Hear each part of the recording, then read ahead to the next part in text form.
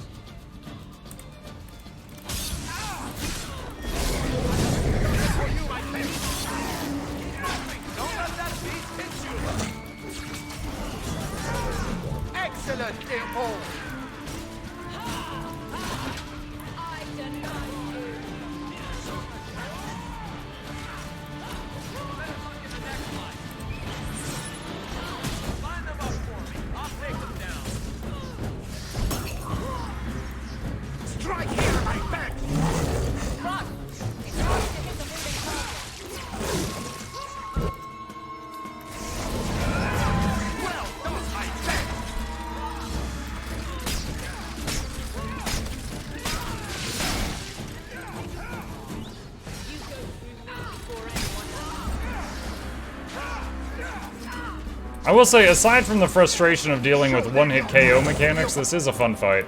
Because I'm getting to, like, it's very engaging with all the members of the party.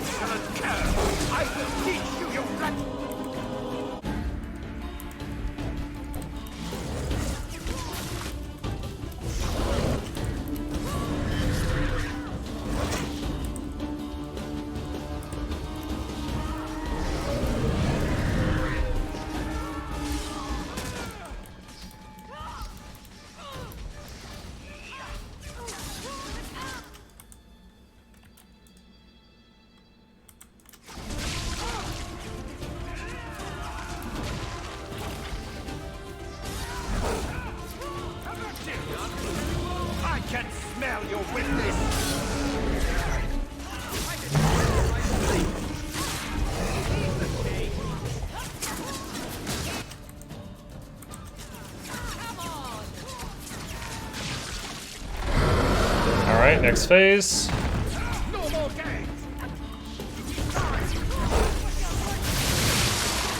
Okay.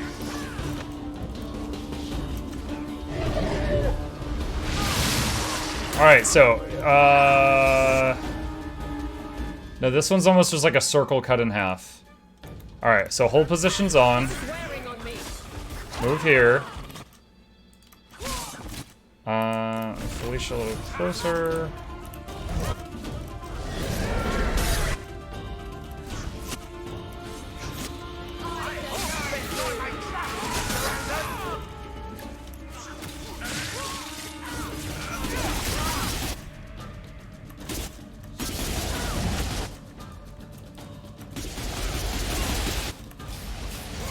Okay, survive that one. Okay, green stuff on Hawk, so Hawk needs to run around now.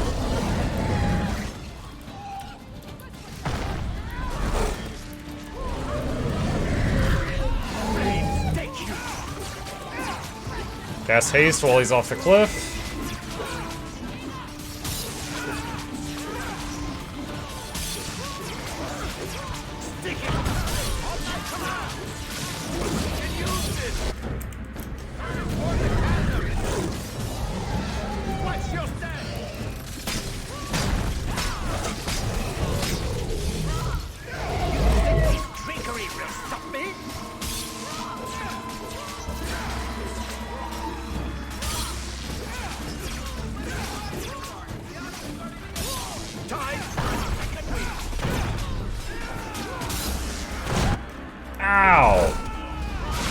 Alright, that hurt. Okay, here we go.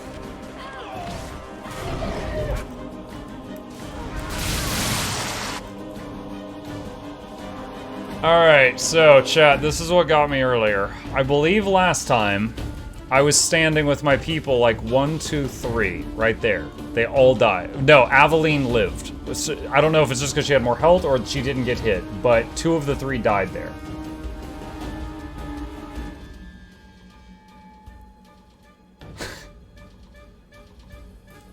So there's like a maybe along the edge of the room? And then there's like a line here and a line here. But the space there, it seems about the same as the space there.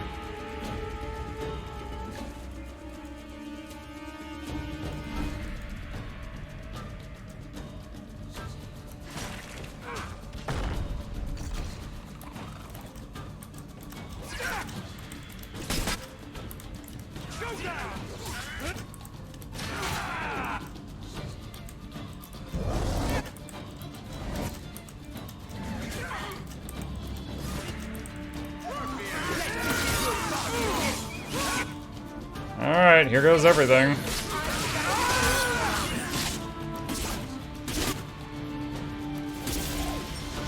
Felicia down.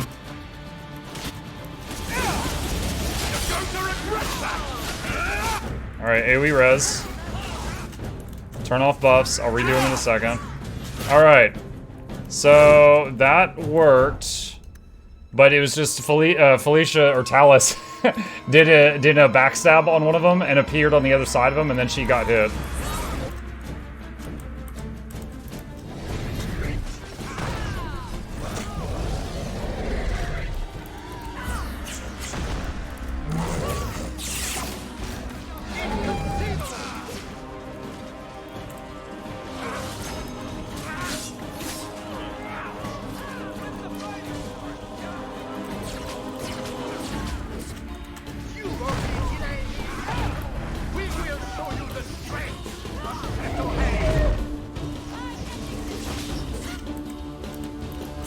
Whoa. That's new.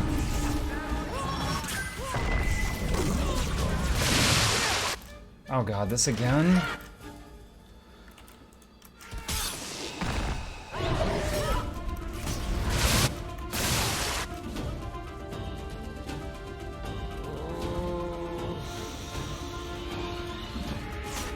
Is there an opening there?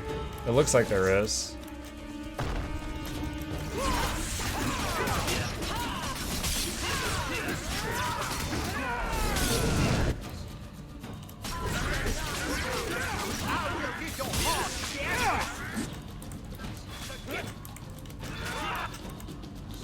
Why are you out there?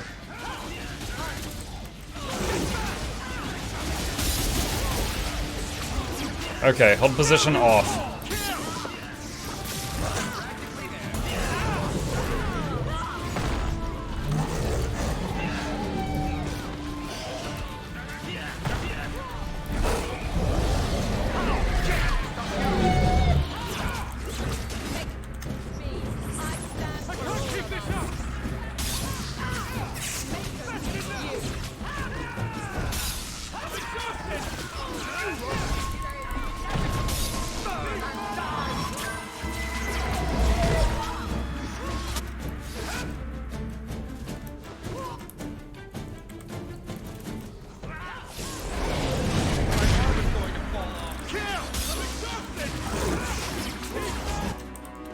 Aveline's got the green goo.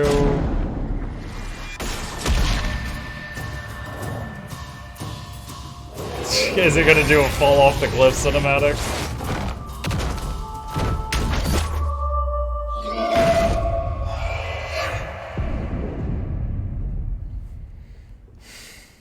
Keep away from me! The Empress will hear of this. Orlais will burn Kirkwall to the ground! All of you will die screaming! I swear it!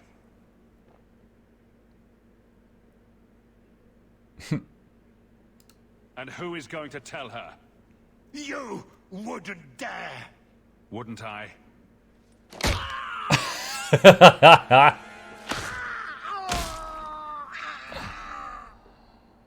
And that's why you don't waste your last-minute monologuing. Looks like the Duke has fallen from grace. It's like the beginning of a CSI Miami episode. Atash Varin Kata. Yeah! As you put on the Only sunglasses. knew what he nearly had in his grasp. I was halfway back up the mountain before I found someone who told me where the Duke was. Ironic that it happened to be where you were headed. But that does fit pretty well with your life, I guess.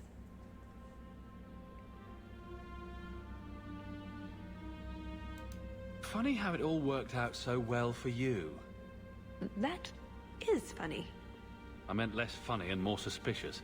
People always take me so seriously. I can't imagine why. Here. That was going to be the heart of the many. You'd find a jewel, while I'd go off and find Salit, and be back before anyone was the wiser. I suppose nothing ever goes like we plan, does it? Take it, Hawk. I'll try to stay out of your hair from now on, Hey. but I can't promise anything. Let me guess. You haven't seen Talus since that day. A safe assumption, given her nature. And who is left to appease Olay after a duke's murder at the hands of the champion of Kirkwall? Well, not by choice, if that helps. And there's the business of Prosper inviting the whole affair, possibly under orders from Empress Celine. Imagine the scandal if that was known. If you believe a Kunari agent. Well, that's the difficult part, isn't it? I don't know why Hawk didn't kill Talus. I suppose she was pretty for a Kunari. Whatever the reason, I doubt it's the last we've seen of her. But what do I know? I just tell stories.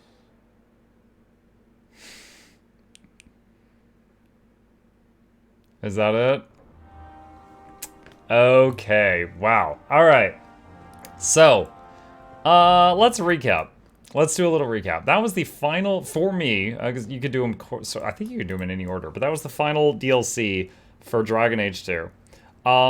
Felicia Day continues to be awesome. Love her work. I don't think I've seen anything with her in it that I didn't like. Her character was pretty cool too. Like, I saw her with the knives. I thought she was going to be a dagger build like Isabella, but she kind of wasn't. But at the same time, she kind of was. Like, she had a ranged auto attack, but her special attacks all required her to run into melee. So she always ended up in melee when, you know, if you'd been fighting long enough for her to use one of her abilities, she would end up in melee. But she had more flexibility at just like throwing knives at a target leading up to that. So did like her more than Isabella. Don't know if I liked her character more than like Sebastian in a group, but she was pretty cool. It was pretty cool. It's a shame you can only use her in that one DLC, because like if you like that build, you can't use it anywhere else in the game. So small shame there. I assume so. Hold on a second. Let me see if I go over to the make a party thing. Yeah, she's not here. Yeah, okay, so that's basically it. Wow, you can't escape out of the screen. All right, fine, confirm. So aside from that, the story, that Lich thing. Now, granted, I play on, what is it, Nightmare Mode or Tactician, whatever it's called.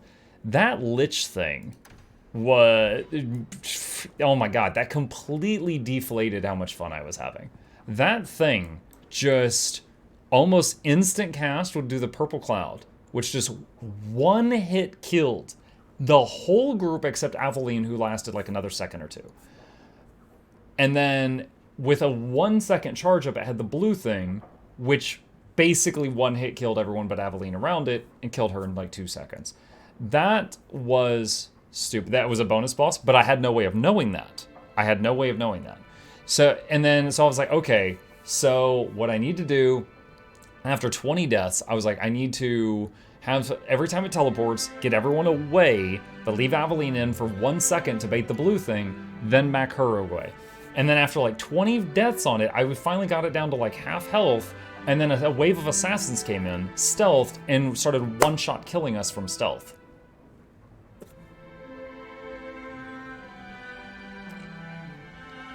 I don't know what I was supposed to do there. Maybe it was just really poorly scaled for higher difficulty. But the fact that, you know, you had a magic caster boss that was immune to silence, immune to stun, had like almost no wind up on its spells, and it was paired with things that kill you from stealth in one hit. It felt pointless to try, and so I got really frustrated and stuff. You know, wiping on that, you know, 20 plus times, and then I was just like, forget it, I'm just moving on. And it like took the wind out of my sails so much that, you know, like some of the other bonus content, I walked past it. I was like, oh, it might be as stupid as that mage guy, you know, and I was just frustrated, and I just walked right past it. You got to the point where, like, even when Utalis is like, oh, do you want to, I thought it was like, do you want to continue the DLC or stop now? I was just like, I'm out. And then I was surprised that it continued, and I'm like, oh, okay, fine. So I might have made it harder on myself, because then I had to 3-man for a lot of it, but that was totally fine. That was my own choice. Final boss. The one-hit kill mechanic thing was frustrating, because it was just like, if you were just a pixel off, that thing would just instantly kill you. It was either no damage or instant dead. However, aside, that final boss fight was really fun. Because I was constantly having to swap between the members of the party and reposition them and stuff. It almost felt like I was playing a small RTS there. I was having to rapidly change between characters so much. So that was fun. Definite plus points for that. It was interesting briefly running into Liliana there. And then, you know, yesterday was the day that we played Legacy, which is a different playlist on the YouTube channel. But, you know, Legacy, we got to see Corypheus, which is one of the main antagonists in Dragon Age Inquisition. And I had no idea that he was first revealed in a DA2 DLC. So, yeah, this was pretty cool. That was Mark of the Assassin. Got to see it. Again, there were some parts I liked, some parts that I didn't. But, you know, that was it. That was it. And with that, we have completely finished all of the DA2 content. So, next up will be Inquisition.